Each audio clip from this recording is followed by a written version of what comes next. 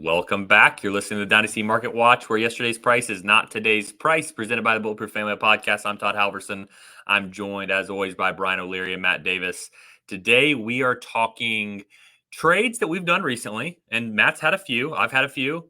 We're also talking kind of a rookie draft debrief is what I'm going to call it. So I've completed 12 of my 14 rookie drafts. I think Matt's up in the high teens. Brian, we won't reveal his number, but it's more than Matt and I combined so far. So I think we have a nice sense of what the market is looking like for rookie drafts. So we're going to be talking about some guys that maybe we're surprised that we keep getting, because that's happened to me several times. Where I'm like, wow, I just landed this player and I wasn't expecting to get any of him.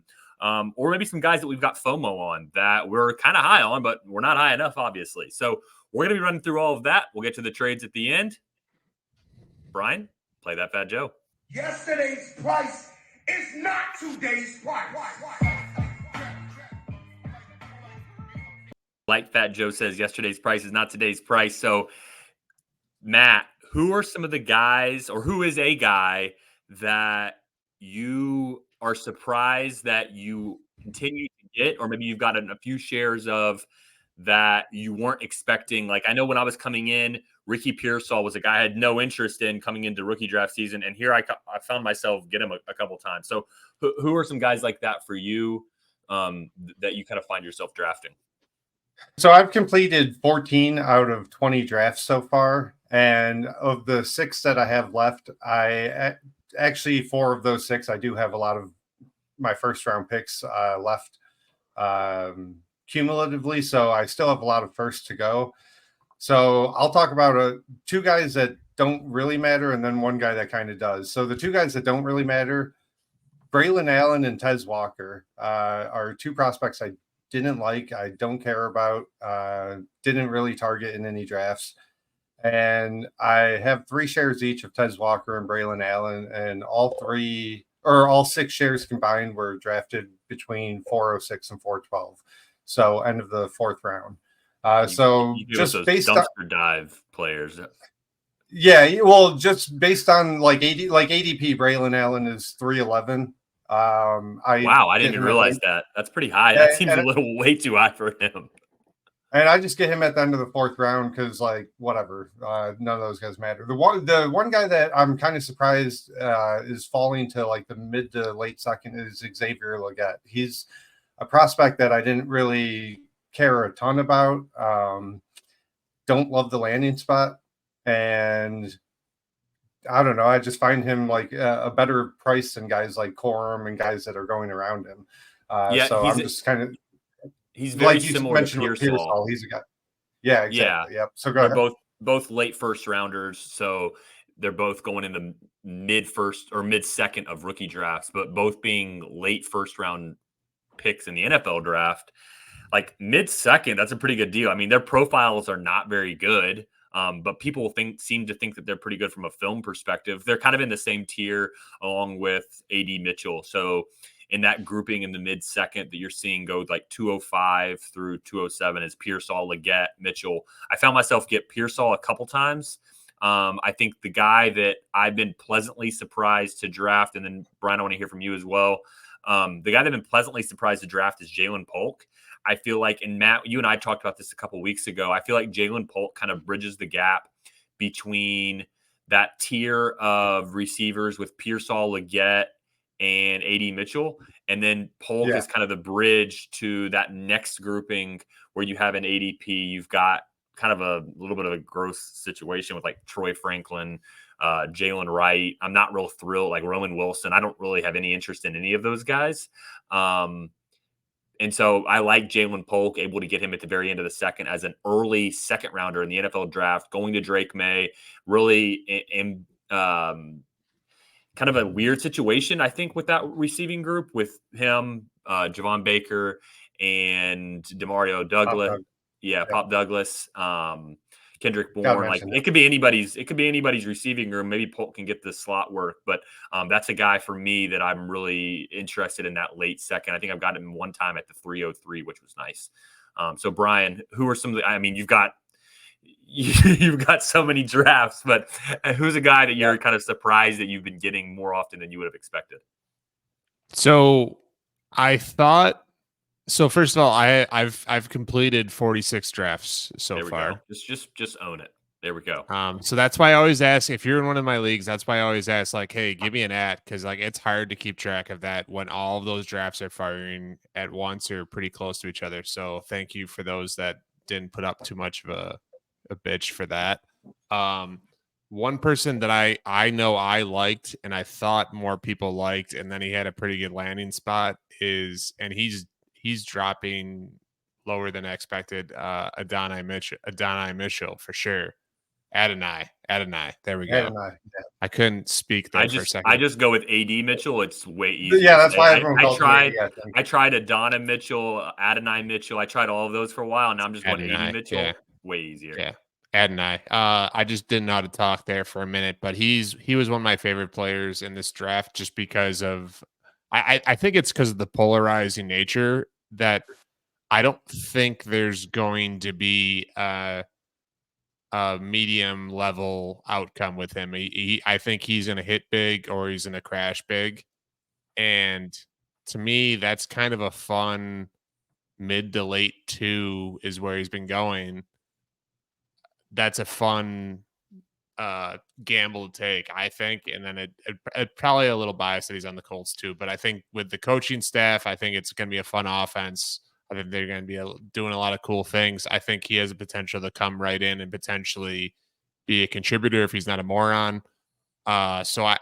He's who I expected to get some of him, but he is my highest owned player in all of rookie drafts that I've done. Okay.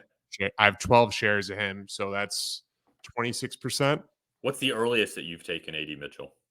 I think it was 203, 202 okay. to that's range. I think that's a reach. That's a bit of a reach for me, but I think starting at 205 is where I'd be comfortable. I prefer Pearsall to him, but yeah. After and now I don't think you guys are as high on Penix as I am, but Penix for me, there's basically a tier from 202 to 204, and it's Keon Coleman, Trey Benson, and Michael Penix Jr. And then you have that next wide receiver grouping of Pearsall, Leggett, AD Mitchell. I think it's dealer's choice on who you prefer between those three. My preference is Pearsall. I think there's a lot of people that like Leggett, and then there's a lot of people that like Mitchell. I think it's very kind of mixed across the board. But as far as like their ADP, they are just clustered right together. And speaking to Leggett, I'm surprised that he didn't get more like personality hype along with his draft capital. Like I just think he's like him and Keon Coleman are both just like hilarious interviews for different reasons, but hilarious interviews. They both got high draft capital. In theory, both have great opportunities, and I don't see either of them like really like skyrocketing up boards like I thought maybe they did. Like we talked before the NFL draft, like whoever lands with the Bills, that's going to be 109, 110 or 110, right? And then I see Keon Coleman every so often there, and I've seen him go as high as 108. But then I've seen him at the back of the second round too. Like it's a pretty wide range with him for sure. I don't really see Coleman falling below 202 almost ever. And I think that's like a fair steam up, right? Because the guys that are going in front of him are 12th overall Bo Nix, Jonathan Brooks, who had better draft capital, and then Ladd, Brian Thomas, worthy first round, good landing spot. So I feel like the market steamed Coleman up as much as was reasonable. But yeah, outside of that, I'm kind of seeing the same thing with like Leggett and AD. Surprised that they're kind of falling where they are a little bit. I prefer think my take on Coleman in his draft slot is that in your leagues that I don't want to. I'm just going to say it, are maybe less sharp, and sharp's not even the right word because we're all just kind of guessing here. But your leagues that are less, let's say that are less in the Twitter bubble. Right. I'm seeing him go in like the late first. He's kind of in that same tier with like Ladd McConkey and Brian Thomas Jr. because of his landing spot. The leagues where maybe there's more Twitter bubble influence, it's that 202, 203 spot. Whether it's kind of behind Benson or Penix Jr. So anywhere in that 202 to 204. I haven't seen him go into the late second, but I mean, that's kind of the whole point of this podcast is we've got, you've got 48, we've got 26. So we've got 74 rookie drafts between us. That's a pretty good sample. So obviously looking at ADP is nice, but it doesn't really give you a good influence of what's happening on the range of outcomes for these players. So that's kind of the point of this podcast, is to kind of have a nice view of 74 different leagues and 74 different rookie drafts that are happening. And it's really kind of across. I mean, I've got 4 home leagues.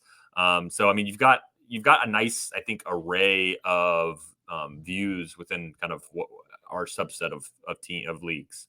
Yeah, I think a lot of people, it's easy to like fall into like you just stay in a bubble of people that all think the same way, draft the same way, whatever. And I think we branch out a lot of different directions. Like you're talking about home leagues. I'm in safe leagues. Say you want to talk about a whole different world? Ben Sinnott, 311 in safe leagues. I got him there. I don't even know what safe leagues is. Whole different world on safe leagues.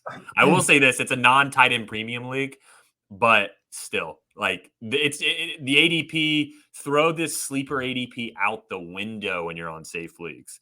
Drake May back to the 109. I had Brock Bowers at the 109. That's who it was.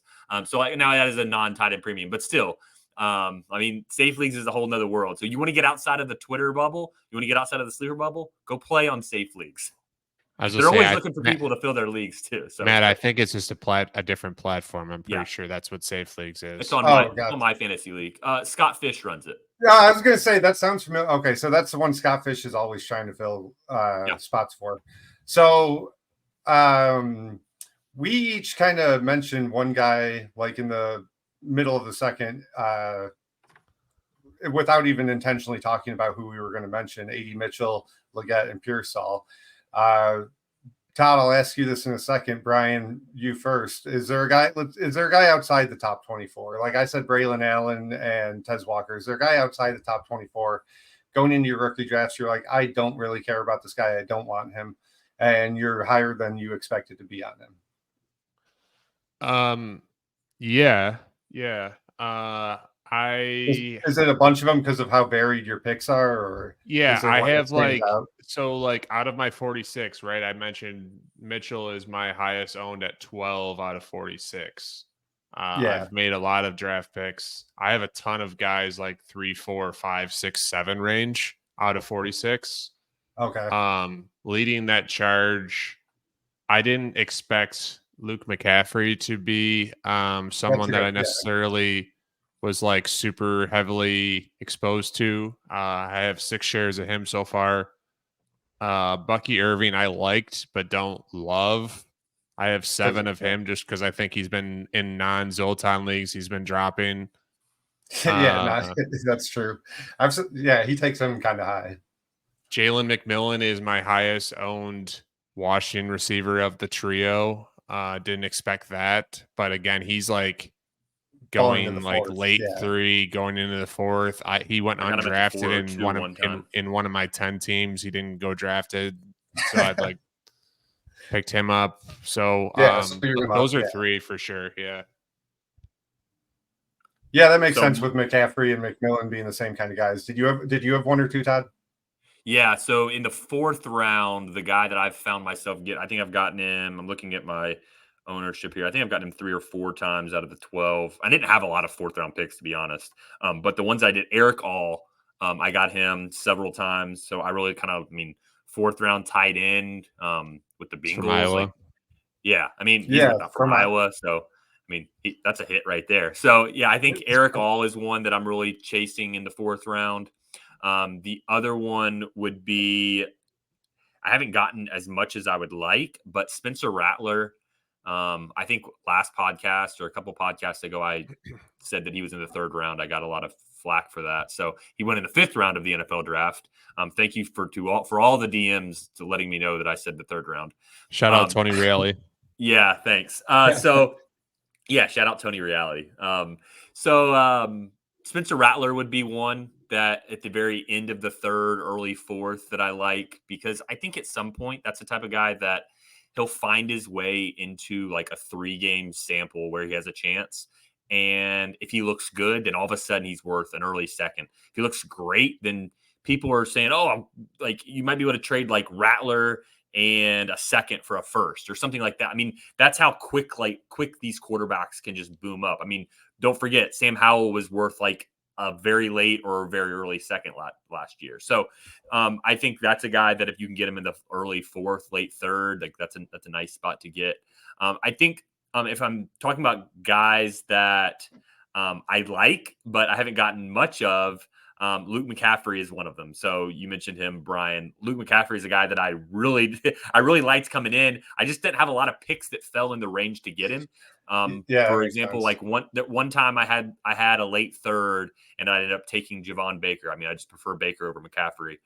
So I've had some things like that, but I do like Luke McCaffrey. Just haven't really had a chance to get him.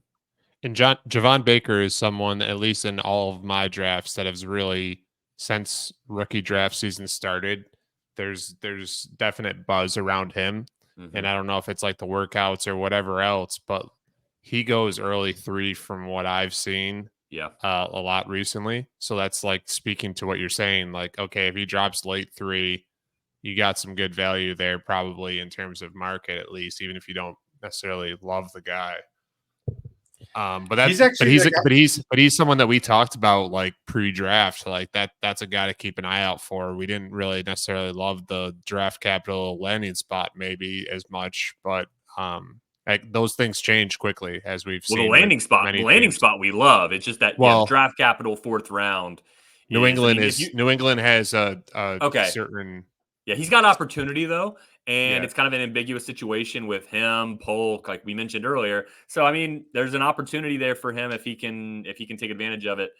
So we've talked about guys that we are surprised we got. Who are some guys that we're surprised that we haven't been able to get?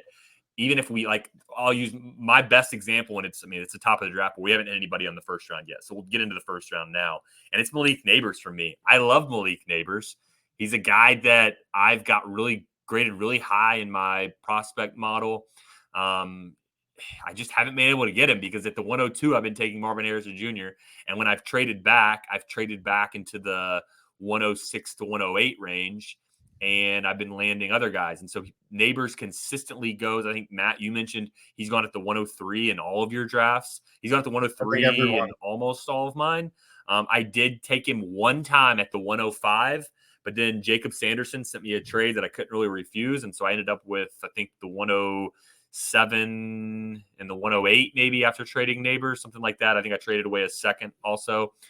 So I just haven't really had a chance to get him. I still love the player. He is in kind of a blah situation. He's not going to be a guy that you can just say, oh, I'll just trade for him in 6 weeks. But I think that he could be a guy. Well, let me rephrase that. I don't think he's going to be a guy that you can trade for in 6 weeks into the season because of the situation, like because he's dropping in value. But I do think it could become a situation of 6 weeks in, he's available at the same price, but he's just somebody's willing to move him. Like if I went to the Malik Neighbors owner right now, they'd be like, get lost. Like I'm not even interested. But if I went to them maybe in 6 weeks, maybe like JSN, how JSN was kind of like, people were still trading him for a lot, but they were willing to move him. So I think that might be a guy, him and Drake May would be the two that I'm probably in season trying to acquire. It's going to be a high cost, but those are the types of guys that I'm going to be trying to go after because I haven't had as much as I would have liked. And Neighbors, I've got 0. Yeah, Neighbors would be on my list. He'll come up later in our trade segment. I ended up just trading for a share, maybe overpaying. We'll judge that later. But yeah, he's the one guy I kind of had a little bit of FOMO on where it's like in my 20 leagues, I was like, I can't go into week 1 without a share. Like what if this guy just goes 10 catches, 180 yards and a touchdown week 1? You can't touch him after that. So like I just had to get him on the board. The other two guys that I'm a little annoyed I don't have any of right now is Ladd McConkey and Brian Thomas Jr. But again, I've still got 6 drafts left. Three of them are among my three biggest rebuilds. You two are in one of them that starts this weekend, that Joe Cronin League.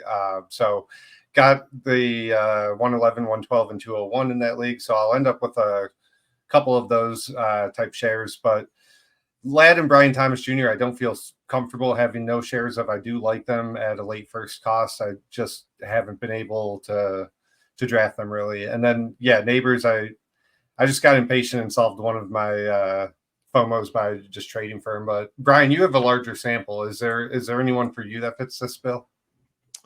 Yeah, there's definitely a few. I thought coming in before I started any of my rookie drafts, I was like, okay, I want to diversify between May Daniels and JJ McCarthy. That was like kind of my thought process coming into it. I thought I would be heaviest on Drake May for sure. I like him the most. Yeah. But sometimes you play the game of like we've talked about in other episodes, like trade back and try and get value and see if he'll drop to you. And if not, then you get the guy that's left over. And that's I've kind of had that happen to me a few times, and I'm not like upset about it, but I only have 3 shares of Drake May so far. I have 3 of Daniels, and JJ McCarthy I have 5. So I didn't expect to be 5 with JJ McCarthy to those other 2 with 3. I do have both Daniels and May in a couple drafts that are currently going on that I didn't count into this, but so it's going to be relatively equal. And then Brian Thomas Jr., I only have 4. You loved him pre-draft too. Yeah. And it's just it's just how things how things have like shaken out a little bit that I've had a lot of like 109s and it's just like a lot of people. Where are you taking it to 109 typically? Worthy usually. I'll try and trade back, but like there's a lot of and maybe this is just my drafts, you guys can speak to this too, but like it seems like very, very consensus. Like if you're in the top 8, I'm not letting you trade back from 104 to 107 or whatever like that. They're like, I'll just take whoever's left. And then it seems like 109 to, I don't know, 20, whatever, like you said, 202, 203 or like people are like, it could be anybody. It could be Ladd McConkey 109. It could be Brooks. It could be Worthy. It could be Keon Coleman. It's all over the place that it's hard to like play the game of like, oh, I can trade back or trade up for this guy. And it's been a cluster. Yeah, I got Brian Thomas Jr. at the 201 one time. That's the only share I've gotten. And it was funny because I had tweeted out about how I was just kind of I felt uncomfortable with Brian Thomas Jr.'s landing spot, more so than most. I think that his style and just the way the nature of the Jags offense, I think he could kind of get lost in the shuffle. And I think people took that as that he'll suck. And that's not what I'm saying. I think that he could just kind of, be one of the guys and not really dominate it. Like I think what people want him to, but then like the next day I got him at the 201. I was like, well, I mean, at the end of that tier, I'm great with it. I just don't want him at the 109 or the 110. And you mentioned the guy at the 109. Go ahead. Go ahead. No, go ahead. Keep going. You mentioned the guy at the 109, Xavier Worthy, and I loved him pre-draft. I still love him. He was at the Chiefs, but I don't want him at the 109. Like I wanted to get that type of guy in like the early second or maybe the very late first. I'd be more comfortable there. But I don't really have any picks, and we talked about this kind of in the chat earlier that I don't have any picks I have not had any picks from the 109 to the 112. I basically traded all my late contender firsts. I'm just not a fan of the late first. I think that you can kind of combine those assets in season for a kind of a stud type player. So that's what I did. So I didn't end up with any 109 to 112s. So I'm out of the Xavier Worthy business. So that's probably another guy that I'm a little bit disappointed I don't have any of. But I've gotten at the end of that tier in that 201 spot, I've gotten Bo Nix several times, which I'm pretty excited about. I mean, he was awful at Auburn. Don't get me wrong. And he's maybe a check down artist, but the 12th QB off the board. And I think Sean Payton's way overrated, but I think Sean Payton's going to do everything he can to make sure that he doesn't look 12th like a player. Yeah, 12th player overall in the real draft. Yeah, 12th player overall in the NFL draft. I don't even know what I said. I assume I said 12th QB. 12th player overall in the NFL draft, and I get to draft him at the 201. Yeah, sign me up for that. I'm in the same boat as you, Todd, with Nix and Penix. I was talking shit about them over and over and over again But then they get the draft capital, and people don't seem to give a shit in our rookie drafts. And like, I have a decent amount. I have 6 shares of Penix, and I have 4 of Knicks, and I didn't expect to really have any of either of them because I figured, okay, with the draft capital they got, I figured they would be like the 109, 110, 111 picks, and I haven't seen that really much at all. So that's been an overarching theme of the early rookie drafts that have been completed over the first couple of weeks post NFL draft is like the market definitely sticking to their priors, sometimes in like a very hilarious degree. Jacob and I are in a league where Knicks fell to 202 because at 201 someone took Troy Franklin. And it's like, you took his day 3 wide receiver before the day 1 like. And that's definitely the funniest example of like sticking to your priors, take lock that I've seen so far. But like I think we see it with Javon Baker too, right? Who I've seen have a wide range of ADP, anywhere from late second to late third. And there was a lot of polling after the NFL draft, like, and you see it in your rookie drafts at times where, like, who do you prefer, Javon Baker or Jalen Polk? And like 45 to 50% of the market still prefers Javon Baker. And it's like, okay, that's fine. Maybe that turns out correct. I think we all were a little more interested in Baker's pre-draft profile, but like the team itself told you that not only did we draft this one guy higher, we drafted him like 60 overall spots in the draft higher, like almost 2 full rounds higher. That's how much more we like this guy. And they drafted like some offensive lineman from the Ivy League or some shit in between those guys. So they were totally fine missing out on Baker. I think you have to take that into account. So, yeah, to your point, Brian, about Knicks and Penix falling maybe a little bit past where they should. People are either sticking to their priors and or like overreacting probably a little bit to like gross landing spots from what I've seen so far. And maybe not to switch gears too much, but Jonathan Brooks, who we haven't really touched on much. I was just thinking about this in terms of like shifting values and people having take lock. I know people liked him before the draft and like before he got injured and all that stuff. But I don't understand, and you guys can speak to this too, but in my drafts, it feels like the early drafts that I did like right after the NFL draft, he was like early to mid 2. And then all of a sudden, I don't know, overnight something happened. I don't know if he like released like a workout video or what the hell happened, but just doing biceps curls because he can't move still his lower body. But I don't know what it was. But all of a sudden he became like, sometimes he's 109 and goes at worst 201. And I was expecting to get like a good amount of him in like the 201 to 203 range. And I have 2 total shares because I kind of reached on him because like, all right, I want him a little bit, but like kind of what Matt's saying with his neighbors trade, but I needed a little exposure. But it was weird to me that it seemingly came out of nowhere, that it was just like, oh yeah, there wasn't any type of update with his injury that I'm aware of. Like, what happened? No, I didn't see that, or maybe I did, and just it changed so quickly I forgot about it. I thought he was kind of like instantly in that late 1 tier with Brian Thomas and like Knicks, and usually people, it seemed like, preferred Gladden Worthy. But I thought he was like kind of late 1 immediately. Jesse Mueller, our boy, I think he's 109 for him. I saw him in one of our leagues trade like a projected late first in 2025 to grab that 109 pick to draft him. But I think Zoltan had a good tweet about this that I think explains it a little bit, where he was like, I don't particularly like Jonathan Brooks, and he's my Dynasty RB9. So I think it kind of speaks to that position after you get to the after we get out of the top 5 or 6 running backs that everybody likes in Dynasty. Once you start getting, but if like, what does running back 9 mean? Like, you know what I mean? Like that might be worse than Dynasty receiver or whatever. Like to me, like that's great. That's like, sounds cool. And like you can put in, but if everyone thinks Carolina's offense is shitty, which it seems like most people think that because they're devaluing the get, Bryce Young is what I think a lot of people think anyways, whether he is or isn't. They think he sucks. They think they're a disaster in terms of like team makeup.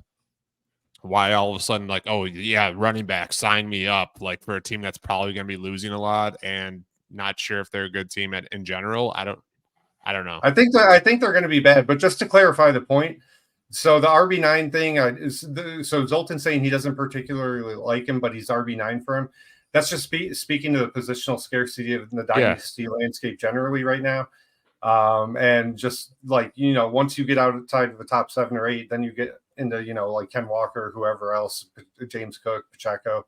But I mean, the two selling points I think on Brooks is not only did people like him, but outside of his prospect profile, Carolina spent like $160 million on their offensive line this offseason, and their coach Dave Canales has talked multiple times in his opening press conferences about how much he wants to establish the run. And Bryce Young sucks. So like there, you can see a world where if Brooks is healthy, he's going to be a pivotal part of the offense, I think. A lot of 20 carries for 48 yards and no touchdowns. Unless Brooks is really good. I mean, we've seen. No, he might be. Yeah, I'm just saying, like, the touchdowns I just don't understand low, that. I didn't understand the shift. That's all I mean. For like, he's been hurt. He's still hurt. It was weird to me. All right, I got a question for y'all. So, one thing I've been bouncing around in my head is who are some guys, outside of obviously the top 8, because those guys are studs. Who are some guys here that you might be interested in for a tank team? I guess we could even look at it within the top 8. And so I'll give a couple here, and they're all they're kind of bunched together in the beginning of the second. So maybe I'm cheating. But a guy that it kind of didn't really hit me until about halfway through my drafts. But I really like Trey Benson as a guy for a tank team that is planning to contend in 2025. So Matt may try to argue that I'm trying to time the market on Trey Benson. I'd argue that I'm just going to wait another year for James Conner to get one more year older. So I like Trey Benson as a guy that I just take on my tank team. I'm planning to contend in 2025.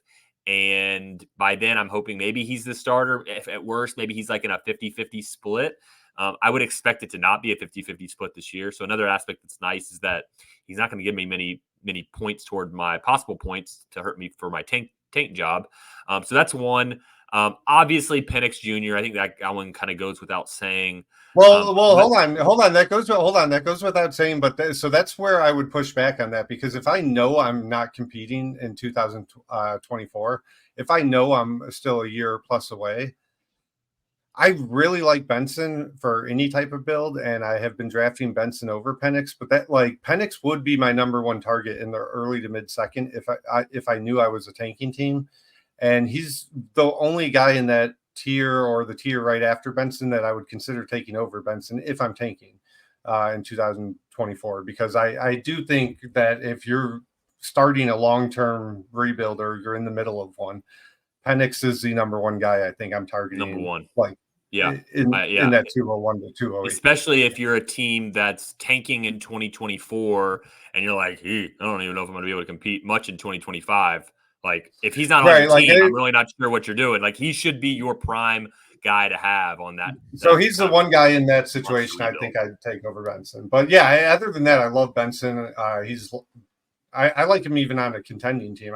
You never know when his opportunity will pop up. I agree. I agree. But it kind of hit me because like when I have a rebuild, I'm really just staying away from running backs. I think that's kind of consensus. Oh, okay. So you're saying he was kind of like an exception to that. Yeah, I think he's kind of an exception to it because I view him as a guy that's going to get an opportunity to be the starter at some point. Whether he takes that and runs with it, I don't know, but I think he's a guy that has the opportunity to be like a 50-50 split or 60-40 split, which to be honest is kind of like outside of like your top 8 running backs. That's kind of all you're looking for is like, can I get a guy that's got a 60-40 split? That'd be really nice to have. Feels kind of Tajay Spears. Yeah, I agree, and that's a guy that probably with 2 ACLs. Yeah, with 2 ACLs. But there's probably the one big difference with them is that Benson's in an offense that with Kyler Murray, your running back efficiency seems to be better. I don't know that James Conner is a super efficient running back, but he's been pretty efficient for the Cardinals. So. As far as real quick, James Conner led the NFL in 20+ yard runs last year, which is a crazy stat. Crazy, yeah. So and Trey Benson, I really do like him on a tank team. Yeah, like you said, Matt, he's fine on a contender as well. But on a tank team, I think he's a nice piece that I would not typically acquire. But I don't know that there's a huge difference. I guess the second to third round draft capital between him and Brooks, that's notable. But as far as like the player and everything, like I don't know that there's that massive of a difference between maybe like somebody taking Brooks at the 110 and maybe I can get Benson at the 203 or the 204. Brian, is there anyone in this range that you're kind of changing who you're targeting depending on your team build? Or just like kind of what we said? I think a lot, like all the wide receivers, I don't think they're gonna hurt your tank. I don't think like any of the receivers in this range, they're not gonna disrupt what you're trying to do. And then it's a ceiling swing at that. Like I like in a tank situation, I'm probably not like going after like Ricky Pearsall. Oh, see, like I'm cool with him in a tank because I feel like you're kind of getting a discount on him. Like, let's say that Ayuk or Debo were traded tomorrow. He's moving up to what? The 202? 203. I think Coleman would still be ahead. I feel like I think like Pearsall would jump him. I just don't ever know. Somewhere in there. I think he's like probably a pretty good football player and he'll probably do decent stuff in their system. I just don't know. For me personally, I didn't really see it much in college. He obviously got drafted high. It's kind of the problem with all of these guys, though, is the issue. This whole class is like that. Yeah, so that's Coleman, Pearsall, Leggett, A.D. Mitchell, Polk, Roman Wilson. That's what's fun about it. Weak, right? Yeah, Lad McConkey. Like it's just such a weak profile for these guys. But to Brian's point, that allows an environment where, like Brian's saying, you can pick your guys and just say, okay, my guy is A.D. Mitchell, and if your guy is Pearsall, cool, you take him, I'll take my guy. So I'm kind of with Brian on that, though. Like in terms of, I have A.D. Mitchell and Leggett ahead of Pearsall. I just didn't love Pearsall too, and I am a little bit worried, to Brian's point, about not taking him on like a rebuild team where your main goal is not production, but it's to maintain or raise value. And I would be a little bit worried about him if they don't trade Ayuk or Debo. Yeah. Then it's like, well, can you even get like a late second at the end of this year if he just has like a redshirt year or, whatever, or like, hit 20 catches for 200 yards? Pearsall will be 24 in early September. So like, just in terms of like his window for like Dynasty where people are excited about him, even if he has a great or a very good start to his career, his window is going to be smaller, smaller inherently. We know this from hundreds of players before him, right? So it just the margin for error and the window of opportunity to me is just like in a tank. Like I'm cool with Ricky Pearsall.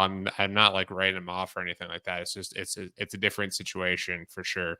There's a couple of those older guys where it's just like, I don't know if I would want to do that in a tank. Yeah. And if I can't get like a quick turnaround flip for him, like the hope would be Pearsall starts the season well, like Todd's saying, one of those two big receivers gets traded. Maybe Kittle goes down or something, like, all of those things are all pretty possible.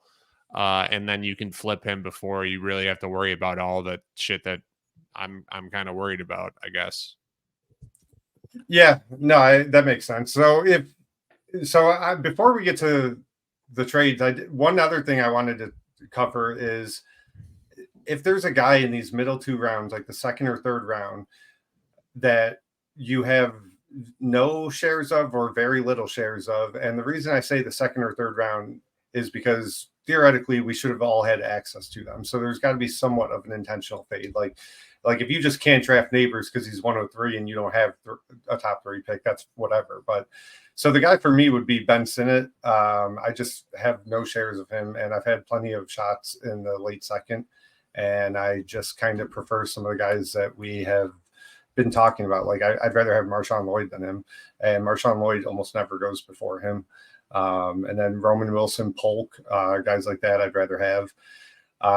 And I think part of that is Sinnott's profile to me doesn't really scream, a lot of upside. It seems like maybe he's a good player. Maybe he's Pat Freiermuth. I'm not sure that he's George Kittle or like that upper tier type prospect. And the tight end landscape, I think, is actually deeper than it ever has been. And that's always been kind of a joke the last couple of years. And sometimes it turns out not to be true. And I think we finally have gotten to a place where it is true. There is a lot of tight end depth. And I just don't care if I miss out on him that much, really. But what about you, Todd? Ben Simmons, that's an interesting one because I actually really like him. So I really like him in that like 210, 211 range, which is kind of where he goes. The issue is that I've had several picks in the 208, 209 slots. And I mentioned that the guy that I'm taking there is Jalen Polk. So I would have like Polk one spot ahead of Sinnott. And I've kind of left myself. I've only had 2 shares of Sinnott. So I got him one time at the 301, and I got him one time at the 311 in that Safe Leagues league. But there's been several times where I've been trying to trade in for Ben Sinnott. One time he went to the 306 and then another one at the 308. And I tried for several picks to trade in, and I was just unsuccessful.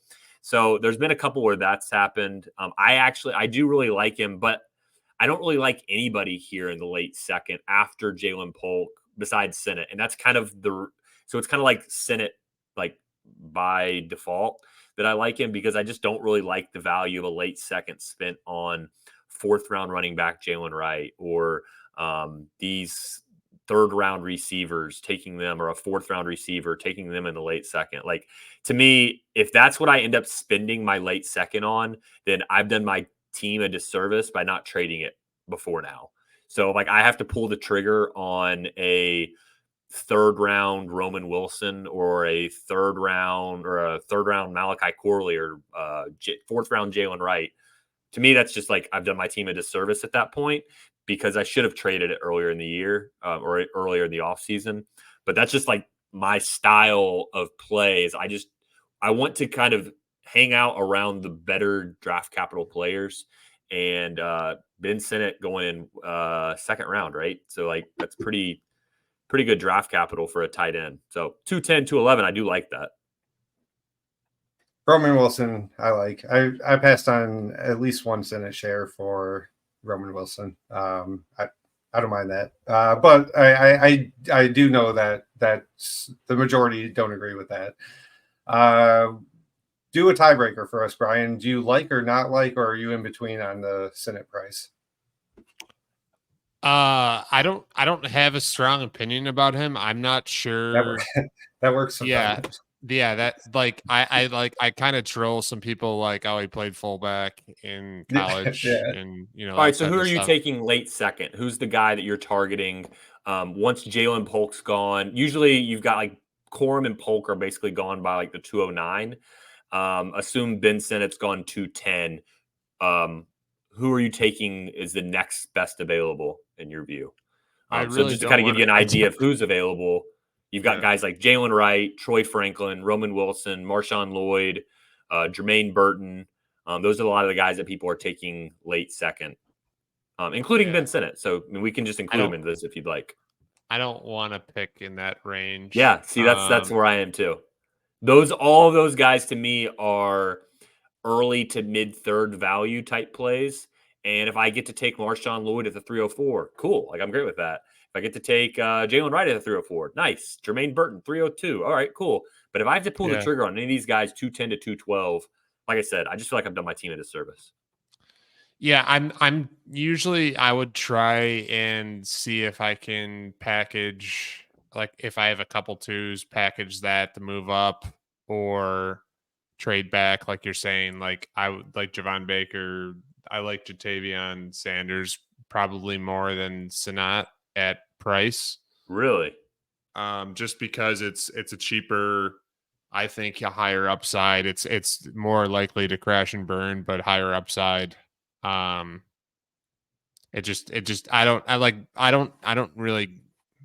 not a big Sinnott guy. But I that being said, I have 4 of him as well. So like I've just kind of diversified, and I can look smart and dumb at every turn. Well, to give kind of the listener an idea of what 4 even means. So you've got 46 that you've completed. You've got 4 been Senate, Senat, whatever it is. So it's like So you're around basically Eight- right at eight- market, which is about 8.5% of eight and a 4 half, divided yeah. by 46. So you're like right at market with Ben Senate. So when Matt asked you the question, you said I really don't have a take. You really didn't have a take. You really just are right at market on him. Yeah. I've in years past, and we've talked about this before. I've gone all in, and I think there's a certain level of, I don't want to say arrogance, but like I'm smart and everyone else is dumb kind of thing. Like why isn't everyone else picking this guy? And I don't want to be overexposed to that player, whoever he is, because that person exists. Those people exist. In this draft, just like every other draft, I don't want to be that guy that's holding 15 shares of Giammi Brown and Traylon Burks. Yeah.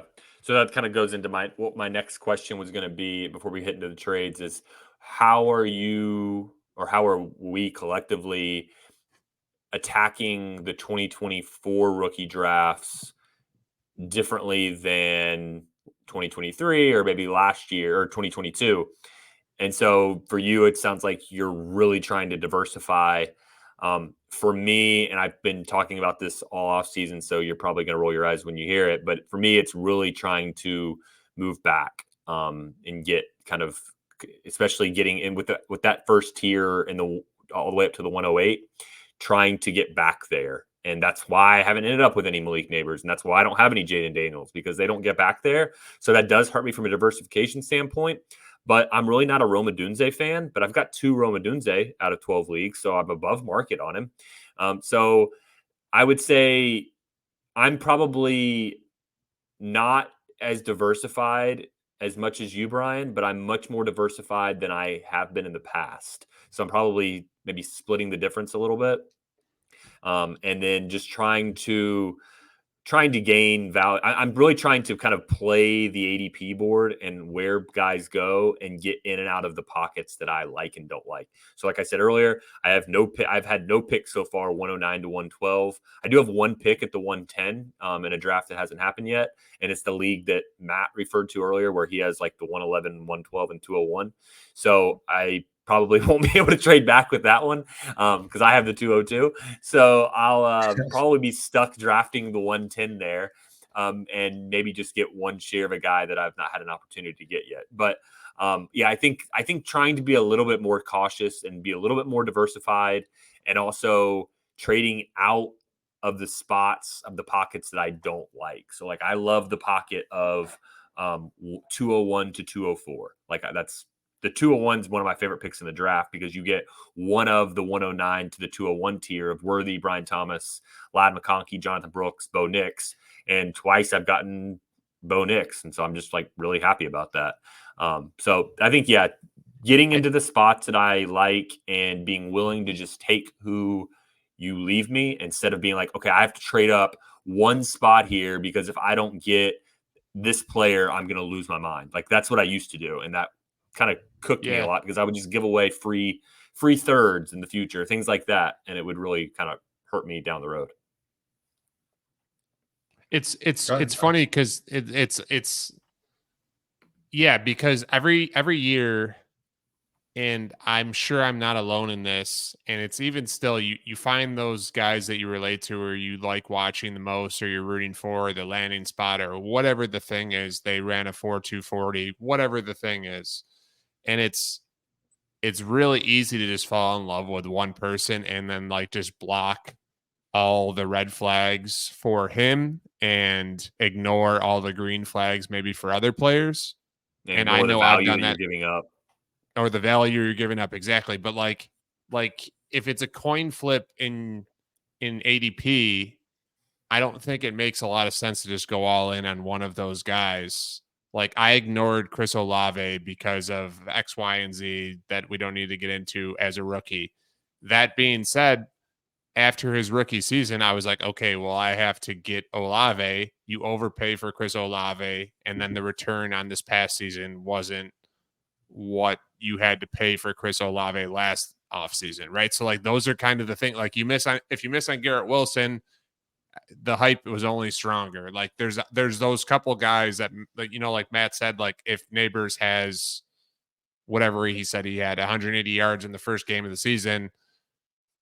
Okay, That'll, Malik set the Neighbors is tone. he's an untouchable now that you gotta pay Justin Jefferson ask prices against, what in reality there's no way that he's gonna live up to Justin Jefferson's price tag in that short amount of time. But it's like you're saying, Todd, you're going to give away value, you're going to give away opportunity, you're going to pigeonhole yourself into this situation that just wasn't necessary, instead of just staying fluid and flexible like we always preach. Yeah, and that's the only thing that I noticed that's different about this year than some of the past years. I think it is kind of like what you mentioned, Todd. Up until like the first 2 rounds, I would say, have very, very clearly defined tiers that I almost completely agree with the market on who belongs in which tier. Like Caleb, Marvin, then Neighbors through May 3 through 6, and then Bowers and Odunze at 7 and 8, and those are like 3 different tiers. And then you have the Worthy, Brian Thomas, Ladd, Brooks, Nix tier. And it seems like everybody agrees with that for the most part. And anywhere I can, I'm trying to, like you said, move to the back of that tier. And I think the tiers are more strictly and clearly defined than I remember seeing in the past. Maybe that's not true, but that I remember. Yeah, I think if you're in a league where, and I've got leagues like this where most of the players in the league are only in one league, or maybe they're just in a couple leagues, it might be smart. And I wish I had done this because all my home leagues are already drafted, but it might be smart to trade into the pick right outside of the tier. Maybe not the 109 might be a questionable in case one. someone falls. Yeah, because I would go ahead and expect someone to fall, especially in those leagues. Maybe the leagues where people are just abiding by ADP, it doesn't happen as much. But your leagues where people are kind of like don't really give a shit about ADP, like at the 202, you might be getting Bo Nix, or at the, we talked about the 209 or so as being kind of like the end of a tier break. You might be able to get, you did this in one league, Matt. You might be able to get a Michael Penix Jr. You might be able to get a Trey Benson back there, or maybe AD Mitchell falls back to so like going ahead and like pre-draft trading into one of these tier break spots. You could do it at the 109 in some of those leagues and just kind of cross your fingers. The problem with doing it at the 109 is you're already going to pay quite a premium for that pick. So I probably wouldn't recommend that one. But there was one league, I had the 109 where I traded back from, I think the 102. I think I traded the 102 for the 104 and the 109. That's what it was. And when I got back to the 109, I was like, that's like I hate that pick. So I'm going to trade back again. Well, I actually ended up trading up from the 109 to the 108. I gave up my 25-2 on a contender to go from the 109 to the 108 and took Rome Odunze. So it may not be totally out of question to get in from the 109 to the 108. But yeah, I think, you kind of, when you were talking about the tiers, it made me think it might be smart to try to jump in at the end of that tier before. You got to do it before the draft, because somebody's gonna be licking their chops when they get them if you don't. So that actually, so that's a great natural segue to the trade segment, because we'll just mention a few trades that we've made over the last week or two, whether they involve picks or not, talk about them a little bit. And the first trade I'll mention involves the 109. It's a very simple trade. Brian, you're in this league. I caught some shit after I made this trade because I'm known in the streets as somewhat of a JSN hater. And I traded 109 straight up for JSN. And it's because I've seen people trade 108 for JSN. I think his value falls somewhere between 108 and 109. I have 3 or 4 more 109s to go that I'm going to draft worthy probably, and just seem like decent value. And I don't have it. That's my only JSN share. So a little bit of a diversification play, and I didn't mind the value. What you guys are fine with that, right? Because Todd, I know you're kind of interested in trading for JSN at cost right now. Yeah, right? I like that for JSN, and that kind of leads me to you reminded me that I have the 110 in that league. I might offer the 110 for JSN in that league and just kind of see if that's possible. It's funny. Hopefully you don't have JSN so that I can make that. No, I did have JSN, and I traded it to our boy Jake for his first round pick in the season. And he's a big JSN guy, so that one may not work. Yeah, it might not. But never hurts to try. Any trade that you have recently, Todd? Yeah, I've got one that I'll do. So I traded away T. Higgins and I believe a 25 third. This is on a tank team. T. Higgins and a 25 third for Bryce Young, and it's a 14 teamer and the 2.13. So I'm trying to pull up who I took with that 2.13, but it's a tank team, and my only quarterback I had drafted earlier in the draft was Drake May.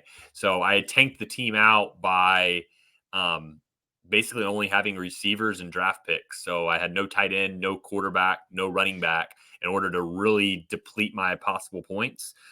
So Drake May was my only quarterback, and then added Bryce Young via T. Higgins. So I also got with the 2.13, I got Jalen Polk.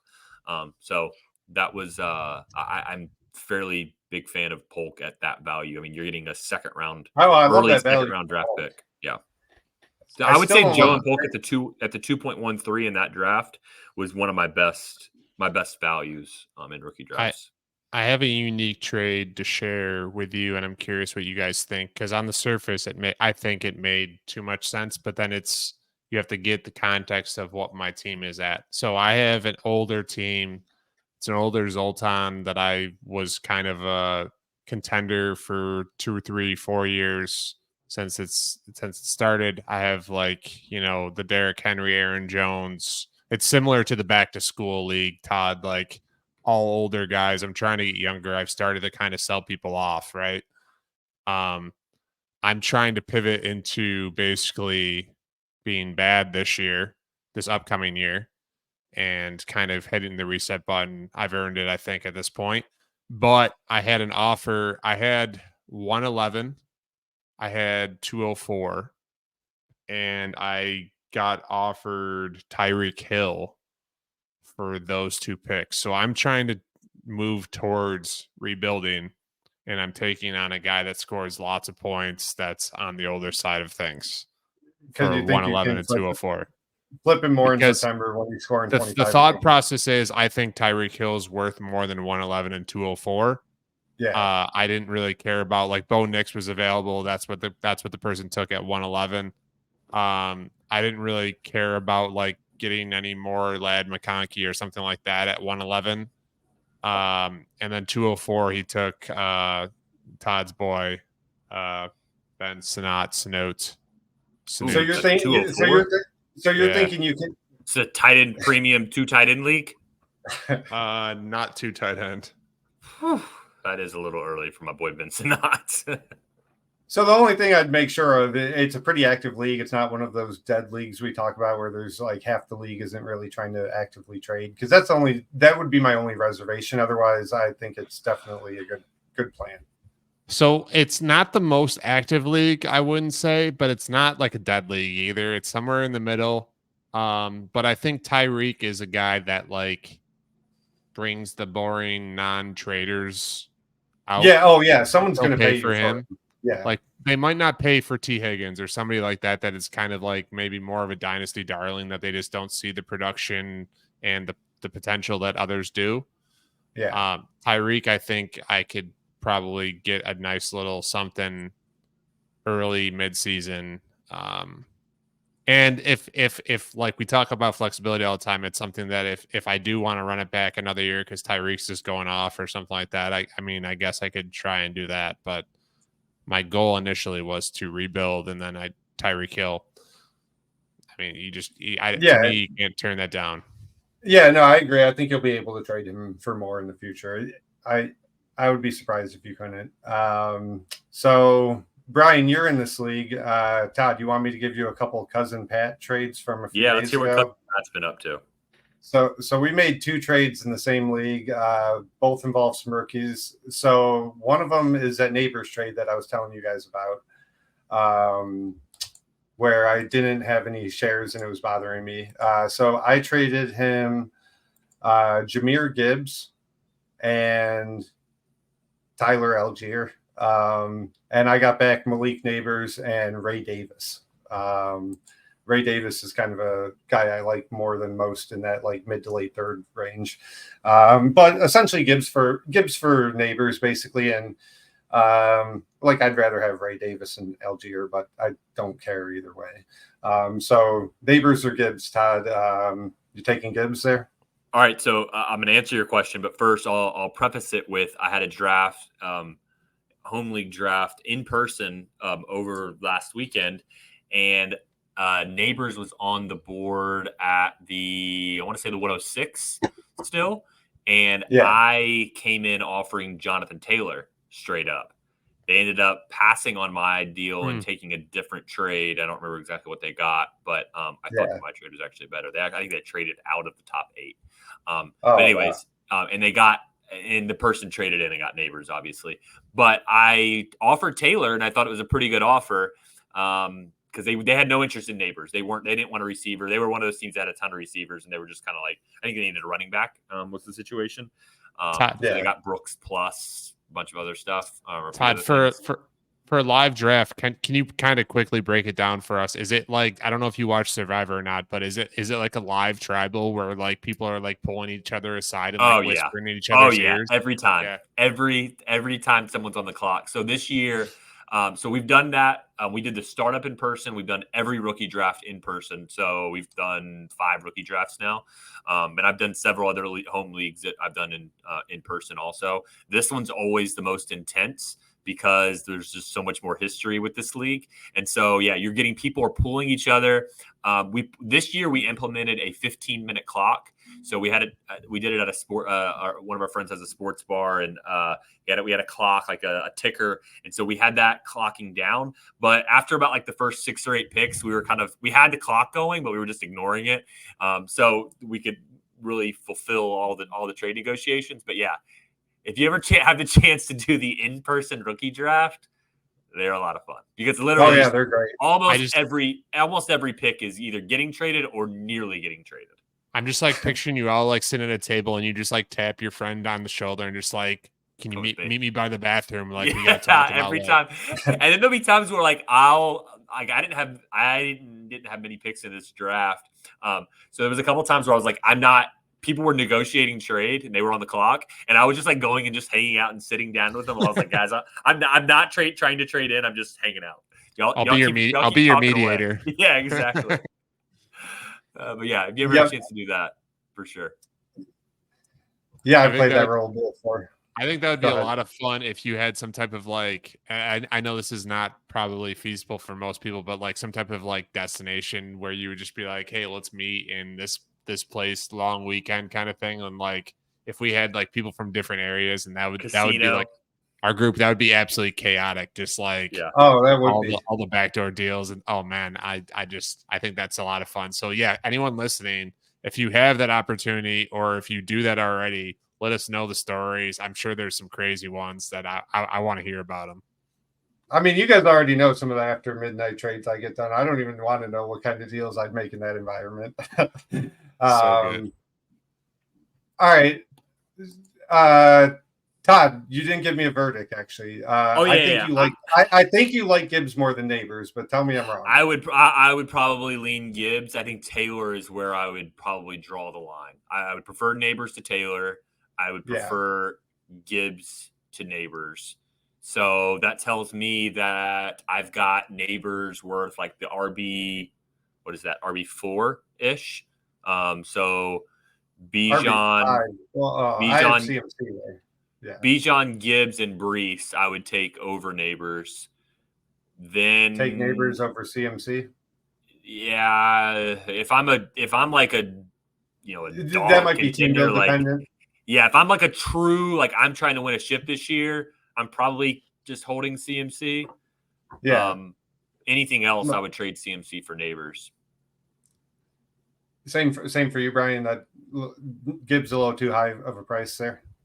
I wouldn't say it's a Yeah. little too high though. I think it's moderately fair, but I'd lean. It's fine, but yeah. I got a pretty interesting. I think I'm trying to find it right now while you were talking. Oh man, yeah, it's one that I can't do. I don't think, but I'm curious what you guys think about this. This is unrelated to rookies in general, but I have a team where I have Kyler and Dak, and then I was able to get 101 this year. So Caleb, I have. Are you a contender? Sorry, I so misheard. the scenario hasn't happened yet. The scenario has not happened yet. Okay, I was about to snap, but yeah, go ahead. So my question is, I was offered CMC for Kyler. So on the surface, I think Kyler's worth more, obviously, short term, long term, whatever. But in the situation, does that change anything for you guys that I have? Or no, I don't have Caleb. I have Anthony Richardson. So it's Anthony Richardson, Kyler, and Dak. Caleb. Not Caleb. Not Caleb. Sorry. I had 102, I think, or I had a high draft pick because I was tanking. I think I ended up with 102 or 103. So I got Neighbors. So the question is, would you in this situation trade Kyler for CMC? Matt, I'll let you answer it first. And then before you answer it, would it change if it was Dak? So, like, are you trading Dak? Like, on the surface, I don't know if I would trade either of those guys if I just had two quarterbacks. But when you have three, does that change anything for either of you? Yeah, it does. So last year in that league that we're in, Cream, I was kind of set at quarterback, and I traded Dak for CMC. 0 regrets. I would make that trade again today. But I also don't blame people that wouldn't. I don't think I would trade Kyler for CMC even in that scenario. I think I'd want something on top. Yeah, there's no scenario where I'd trade Kyler for CMC. Is there a scenario where I would trade Dak for CMC? Probably not. It would have to be a wild one. Like I've got some teams where Deshaun Watson's my QB3. Like let's say I've got Deshaun Watson's my QB3 and I have like Penix Jr. and I'm trying to shed one and one of them's Dak.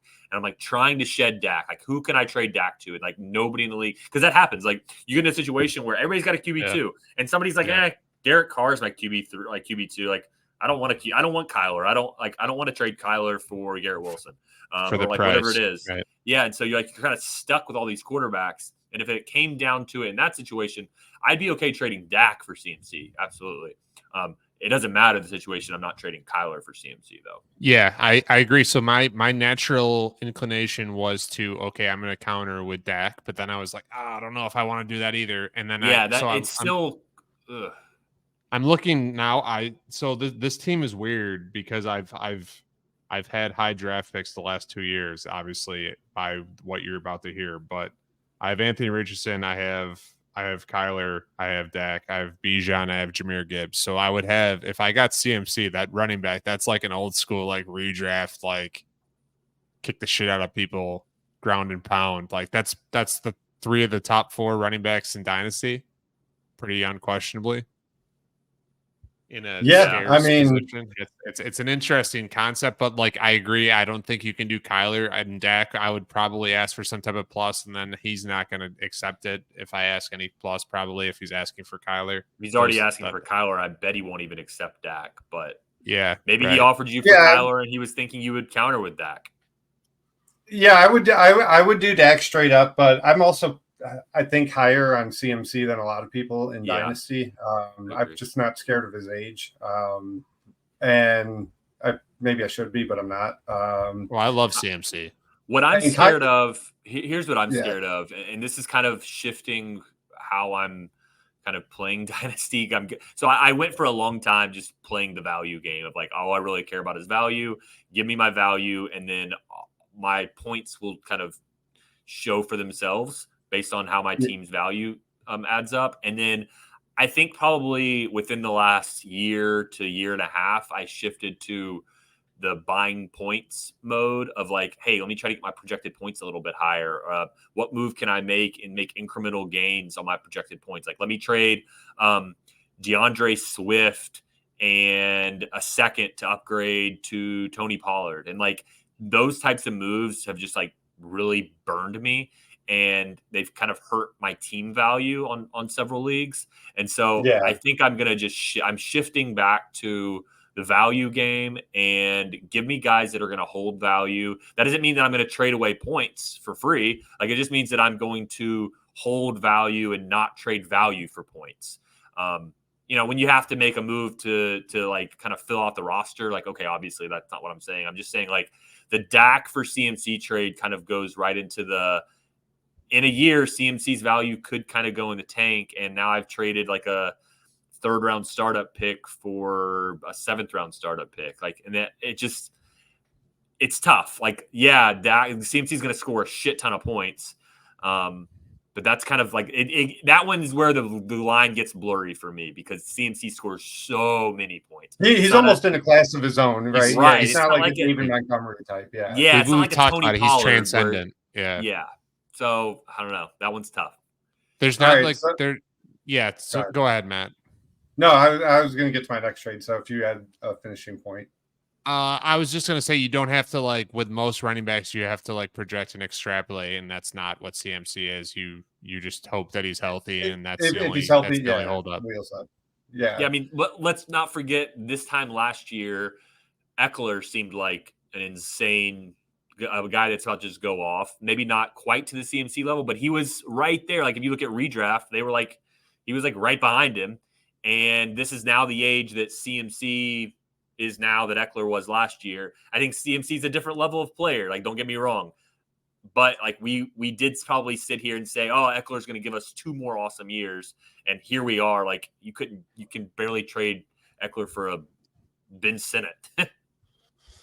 Well, yeah. I know we're splitting. Oh, okay, never mind. I was going to say CMC's a year younger, but you're talking about Eckler last year. So yeah, Eckler last year and CMC. He's just saying in general, like, I mean, massive producer. And I just think, I just think CMC's a different level of player. But I understand what you're saying. The wheels could fall off at any time, and nobody should be surprised after 27. I mean, usually we say 25 or 26. I hate to beat this to a dead horse because we've been hammering this one, but I think it's an interesting scenario. This is also one that I think I talked about this during the season. I'd be a lot more comfortable making closer to a trade deadline when I'm like, okay, all I have, maybe I already have the buy, and like I'm so much closer to knowing that I get CMC in the playoffs. Whereas buying him now is just, I mean, buying any player now, but especially a running back, especially a guy that you are expecting just this year production, you hope to get next year as well. But like this year is what you're really paying for. I would be a lot more comfortable making that move like week 10 or something. Yeah, I mean, my only thing with that is it could end up costing you a little bit more in season if he's coming off a string of 3 straight 30-point games. And then the other thing I would say, and I think me and you have just kind of disagreed about this in the past, and I don't know if there's a right answer. It might be yours because it's a little bit safer. But if I'm going to buy my studs, I like to do it early so they help me secure the bye week, because nothing matters more to your playoff success than having that bye week. I agree. I think that I don't think it's a difference of philosophy there. I think it's a difference of probably I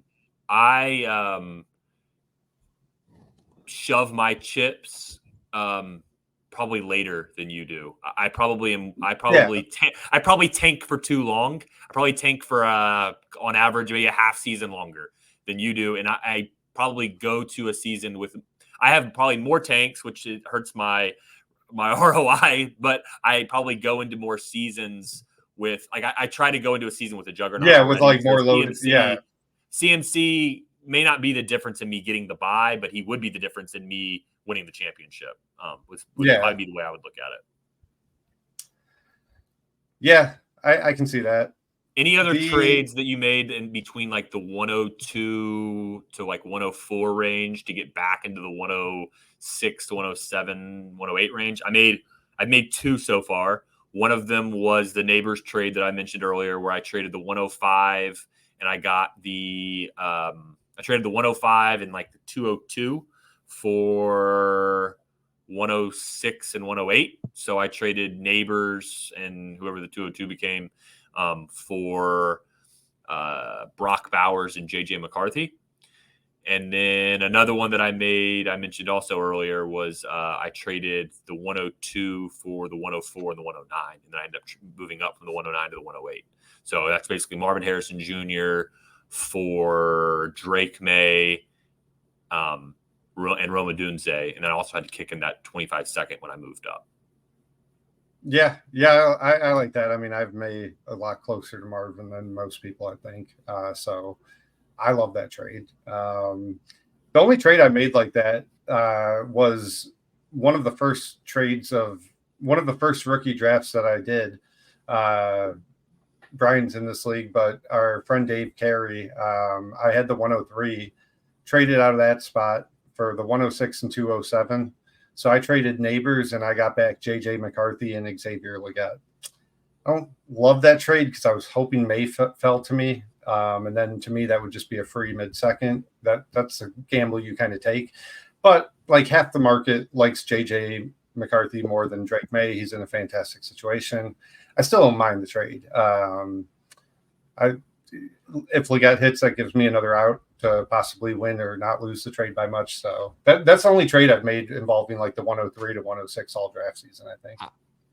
I've tried to trade back, and like what I mentioned earlier, like most people are just not having it. Like they're seeing it kind of similarly or hearing it similarly. That being said, I actually traded up once. I didn't expect this at all. In this draft, I had 104 and 108.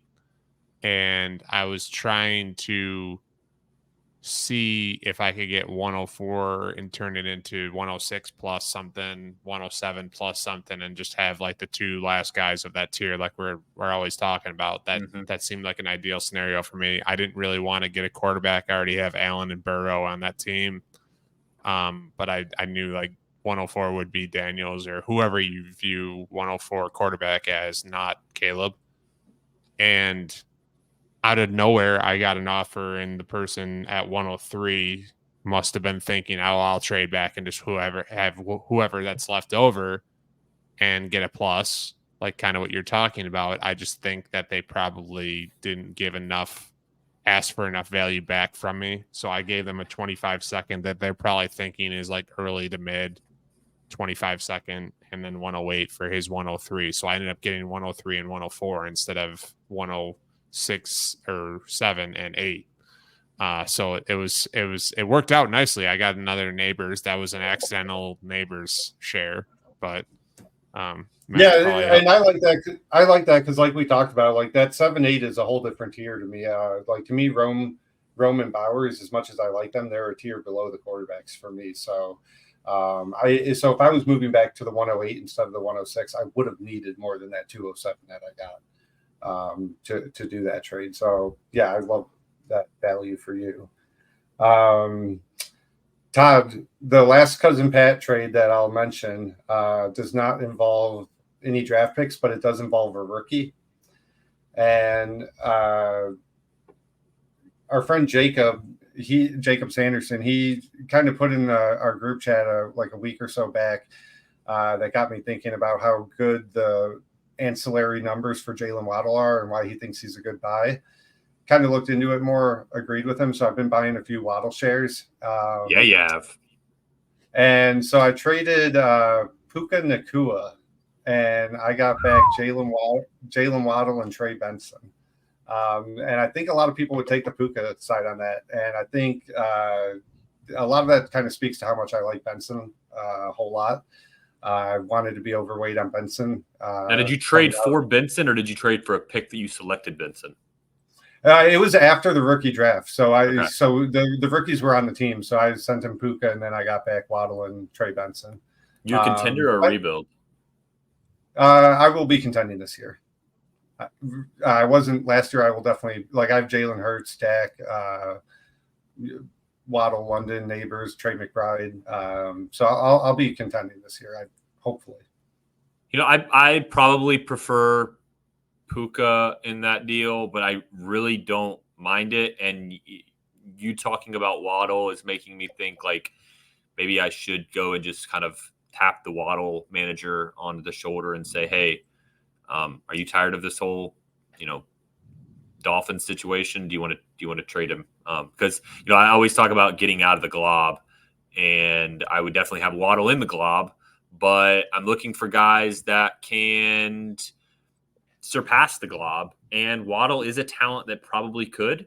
It's probably going to happen sooner rather than later for him to surpass the glob, but he is a nice. It's going to have to happen soon. I don't think it can fully wait till a Tyreek retirement. I think he has to stay healthy and put up like a 16-plus point per game season. Yeah.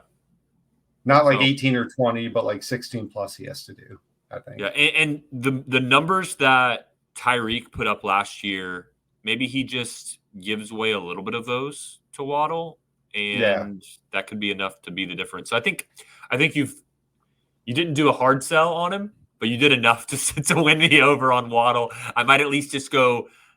I'm not going to go rampant or a rampage, but I might just tap on some shoulders, see what's up. Yeah, I think that's worth doing right now, honestly. By the bathroom. All right. Well, Brian's yawned like 16 times in the last 5 minutes, and the Celtics game is over, long over. So I'm sure Brian's ready to get some sleep. He's moving on to the Eastern Conference Finals, so good for him. Matt, Denver Nuggets fan. Oh yeah, you were down bad, and here you are. You're living to continue to live to fight it to see another day. So we will wrap it there. Thanks for joining the Dynasty Market Watch, presented by Bulletproof Family Podcast, where yesterday's price is not today's price. I'm Todd at Dynasty SFlex. Brian is at Brian_O'Leary1, and Matt is at Dynasty Peasant. Thanks for joining. Long live Al Horford. Jokers.